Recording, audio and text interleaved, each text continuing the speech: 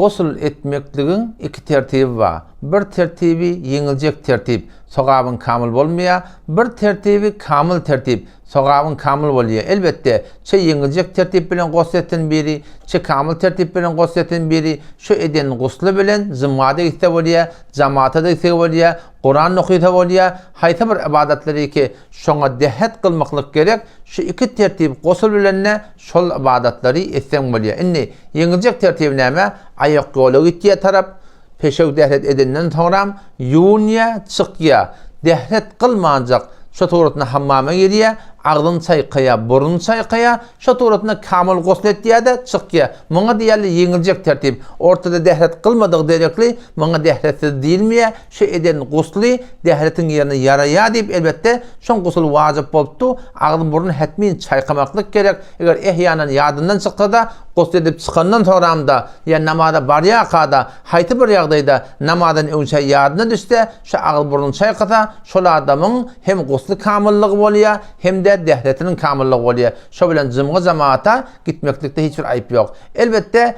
kamil tertip näme? Ayak golu gitye, peşev dehretten toram yuğunup çıkya, kamil turatına dehet kılya, ondan toram giriye hammama, şu turatına kamil turatına goslet diye. İnelekim iki tertipte de şu turatına şol edilen gusul bilen cıma gitmeklik, cemaate gitmeklikte hiçbir irat yok. Bir adam ağladan bilen hamana cıma uni gosl edipdir. Çe kamil tertip, çe yankı yengil tertip, yengil tertip diye aydayli. Şu turatına şol eden yani goslu bilen inelekim cıma gitcek bu da hayti bir gitcek bu da köşede ibadet edecek bu da ona yamaçlardan dehet kılmaklık mustahap, estekavdat etmeyenle bile Müslüman doğulam, onunla hiçbir ayıp yok. İki suratına gosl etmeklik suratında şeriat boyunca bir de ecade beriliptir.